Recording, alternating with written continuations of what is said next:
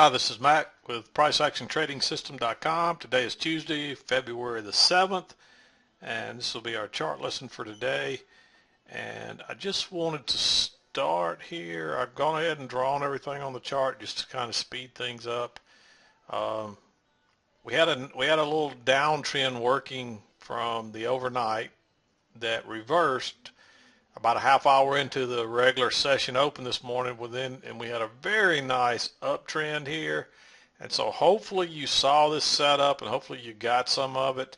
And because pretty much after that there were a few possible entries in here, but if you didn't catch this move right in here, it was really dangerous entering anywhere else in here, even though it continued to go higher. And you can see it stalled up here about where this previous double top from the overnight was. So hopefully you saw that. And we went into this trading range. We failed out the low side, then went out the high side, and it's trying to fail out the high side here in the afternoon. So, but let me back out a little bit here and give a little bigger picture of this so it's a little easier to see. But here's our downtrend from the overnight. It doesn't matter how you drew this. It's possible. Let me get that off there. It's possible you might have drawn it like this because that wouldn't have necessarily been incorrect. But we already had all of this in here showing up by the time the regular market opened right here. So I kind of drew mine like that. It seemed to be holding right across there. So that's how I had mine drawn. But this just goes to show you don't always have to have your trend line exactly right. As long as you're getting close, you're going to get there generally. So even if you drew it like that, you still should have got the same result. Or if you drew it like this, same thing. We had the break of the trend line, but we had this double top here with a little trading range going on. We broke above it and failed to immediately turn right at the 830. This is right at the 830 open in here. And what the market's done, what prices have done is, you can see that's the 830 open on this bar here that ended as a doji, and they broke it higher, and they trap all these longs when it breaks out here. And sometimes a move like that at 830 will take on off, but generally a breakout like that in the ES is going to instantly reverse and back up and at least come back and test the previous low area. And in this case, it came all the way down here, tested this previous low, and actually broke lower before failing and reversing and then going higher. So you got to be careful right there at that open because they'll trap you a lot of times. And the best thing to do is, even though we know that early morning sometimes these will break out, the best bet, there was no entry here because this was a doji. And we did have a nice bullish bar here, and we broke above it. But couldn't go much higher. The high was right here. When we made this double top here and broke one and went one tick higher and then immediately reversed, you could have had your stop right here because that's a trap if it breaks below there before this bar closes. And but if you didn't go short there, you could have gone short one tick below that bar because this is a double top and the trend has been down, and this is the first real break of the trend line. So we know we're going to get a retest. Even if you drew it like this, you're still looking for a retest, and it doesn't matter how you had that drawn. We're looking for that retest. And what was interesting here about this line was when we came back down, we tested it and tested it and tested it. We never could get back below it before we reversed. But even if you didn't have this trend line, you should have seen this double bottom right here. And we did have a short right here as well. This one was a lot more iffy. You could have gone short here or here. These are breakout pullbacks, but they're really not good setups. And you can see how this one took it a while to work on down. They were just choppy. So if you went short in here, it was okay because there was still room to get out before we got to the overnight low, which we were probably going to test, which was right down here. Now this trade, I circled it. And the reason I circled it is this is a breakout pullback short, but it's also a two-legged pullback to the EMA in a downtrending market. And so for that reason, it was probably worth taking. You had to go short below these dojis. It was real close to this previous bottom. So it wasn't the best setup, but anytime you've got a two-legged pullback to the EMA, in a trending market, which this was trending, and we were looking for, let me show you this. Here's something else. We were looking for a possible second measured leg, and we still had a lot of room to go to get that, and we didn't quite get that on the failed break lower. So that was one of my things. And a lot of times if you look at the closes, it'll get you closer to the measured leg, and you see that's a lot closer. Still didn't quite get a measured leg, but when you don't get a measured leg and the market reverses, that's telling you something. And what that's telling you is that the market's not strong enough, and so it's probably going to go a lot further in the other direction, or it's probably going to create momentum to the other direction. So that's another thing that not making a measured move tells you, is that the strength is not there to finish that move. And of course, we don't know when it's going to, whether it's finished down here at this point. So we're just risking the long, but once you start making higher highs and higher lows, that's a good sign, especially after a failed break below a double bottom like this. So anyway, back to this trade. If you took it, it's okay. If you didn't take it, that's okay too, because it wasn't the best setup, because we were right at a strong low. And anytime you take a short entry at a strong support area, it's a risky trade. But if you took it, it paid off, and it was actually a pretty strong move down through there. Just enough to trap in more shorts and trap out all the longs, and then you see what happens. They reverse it, and we take off to the upside. But this was a great long here because it's a failed break below this double bottom, and so the entry was one tick above this doji right here, even though it's a doji, or one tick above this green bar if you wanted to wait on the trend bar in your direction. Still a little stem there, but because of that trend line break and a couple legs down to a new low that could not get below this trend line, and because this is a failed break below a double bottom, then it was okay to risk this long here. And you're just going to try to scalp out and try to hold a runner just in case odds are you're going to go back and test the high side and maybe fell on a breakout up here. And that's exactly what happened. But you see, when this broke higher here, there was a setup bar. We never broke any lower, so you didn't get stopped into that trade, and prices went on higher. And so this was the trade of the day right down here. And when you're going to take these more risky entries, this is where you do it, on these failed breakouts up here or down here and so forth, because this is where the market's very likely to trap people and at least pull back again. Even if this was going to go lower, the odds were we were pulling back to what could have been a trend line right down across here as well. So you got room to scalp out before getting back to the EMA and the trend line and all that. And the odds are you're probably going to test this high right here, but you see it went straight on through there. So that was another good sign. But this was the trade of the day right here. If you got long right here, your runner should have easily been safe, and you could have ridden this out from 33 all the way to, what I did was I scalped out at this double top right here. Got an easy 5 plus, maybe a little bit more than 5 points, I believe, on this trade. But if you held on the whole way, you could have got an easy 10 points out of this trade if you just were moving your stop up below each logical low, which would have been first here, then here, and then probably this little double bottom here, then right here, and then right here, and then probably right here, and that's where you would have got stopped out and right at the high. And so that's what I do a lot of times. I just move as soon as I get a couple of matching lows or a double bottom or something, or a nice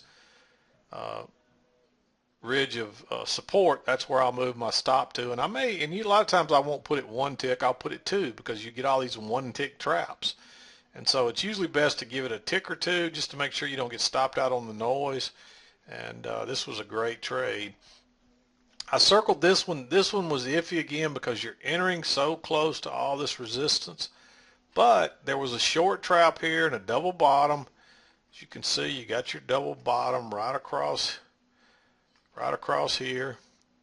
And or you could have drawn it here, either one. And prices broke down here, created this double bottom reverse. And that's a second entry short. You got your first entry, second entry. Actually, that's a two-legged pullback. We didn't quite get back here, so that was not a really good setup there. Although if you'd have taken it and kept your stop down here, you were still safe. But when we broke out, this was a breakout pullback. Uh, See how we broke above this little double top right here, pulled back, tested this low, immediately reversed back up again, and prices broke out. And you see how bullish that bar is. It opened on the low, closed on the high. And then if you didn't take this entry here, because it was kind of iffy, because you're going long here, the best bet's always to wait on the breakout pullback, which is right here. See how we broke above this area across here and pulled back and then went higher. So this was a breakout pullback long. Plus, it's coming off of this trend line. We got this trend line coming up through here, and that's a bounce off that trend line. And so that was another reason to take that. And then prices just went on higher. And there weren't really any good setups up through here because we weren't coming back to the trend line. We weren't coming back to the EMA. And anytime you get this far away from the EMA and the trend line, for a long period of time, you know that a reversal is coming soon, and so it's risky. And you see what happened if you entered up here long, then you got trapped, and you might have been able to get out of that, but it probably wasn't worth the risk. So you got to get on back in here somewhere to ride these kind of moves out. And and if you look right here, this entry probably would have been okay. I didn't mark it, but it probably would have been okay because it's kind of a repeat of this pattern. And generally when you get a repeat pattern, they work the same. And this was a nice bullish bar. And if you went, let's just see if that trade would have worked. I was not trading by this time. You would have entered at 75, and that went to 75 and never went any higher, but without pulling back. So it's doubtful. You probably would have got stopped out on that, but if you kept your stop way down here, you would have survived. You can see that. And you would have got this, but it's not worth risking a scalp to, it's not worth risking all this to try to get a scalp out of that, and that's the most you would have gotten. So this was just not a really good setup, and that's why I didn't mark it. But if you took it and you kept your stop down here, you probably survived. This trade here was also kind of iffy, but this is a two-legged pullback to the EMA after the first trend line break, so you know you're going to have a retest. So this trade was a good trade, and you could have gone long, right, because this is a small doji right at the low, so you get in here and you got room to scalp out before getting to this high, and that was a good trade. I wouldn't have recommended ending by here because by that time you got too many overlapping bars, too many dojis, and the odds are if it does break up here, it's going to reverse, and that's exactly what happened. And you could have actually taken a short in here because we did have the trend line break and a couple of little equal legs up to a new high. But it's just not worth it to counter trend trade after a move like that because the odds are when prices get out of here, they're going to go higher. And even though that didn't happen, we did go higher for the day, even though we didn't get another leg like this. And there's a good chance by tomorrow we may have another leg like this. We just have to wait and see. But again, this was another failed second entry short or second entry long right here. So this entry was okay, and it would have been just enough to scalp out. You could have gone short right here as well because once you're in this trading range, but again, you're counter trend trading, so I didn't mark it. But here's you another setup. It's pretty much like this down here. You got your double bottom, a failed break lower, a nice bullish reversal bar. So going long right there was a great trade. And the odds are we're going back to this side and probably break out up here this time, and that's what happened. And then prices bounced around a little bit up here, and they're still trying to come back and test this. And they may do that, and we could come back and test this low down here again. But generally when you trade up into something like this, you'll trade out the upside, especially after failing the low side. But since we didn't go much higher before the day, of course this was late in the day too, and so it was too late to take any trades up here. There wasn't anything. So if you didn't make any money really on this trend up right here, this was about your only really 3 decent entries today. And so the move was really fast and furious this morning, and then it was kind of really like yesterday the rest of the day, not much happening. And so and anytime you're trading in the afternoon in a range this tight, if you can't get in, really the best bet is almost to buy blindly the lows and the highs. And I don't teach that because you got to really know what you're doing. But as you can see, If you just had a buy order here, here, and here, these were easy trades. And if you had a sell order here, here, and here, these were easy shorts. But by the time you got to here, if you'd have sold blindly, you'd have had a failure because you would have got stopped out. So when you're going to buy blindly, it's better to buy with the trend. So it's better to buy these lower ones, and you need a lot of practice to do that. And I hate to even talk about it because it just tempts people to do it.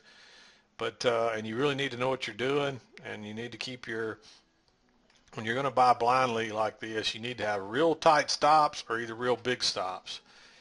Because a lot of times you will get a breakout that goes a couple of points like this right here, but you see what happened, it ended up pulling back in here, and that's generally what's going to happen on every breakout. You're going to get a retest before it goes any higher. Just like here, we broke out, it did retest and hold, and then it went higher, but it still couldn't get much higher because there's a lot of resistance across that area, because people know it's more likely to come back and test this low side again. And that's what they're going to try to do, or what prices are going to try to do, because that's what price action does in the ES.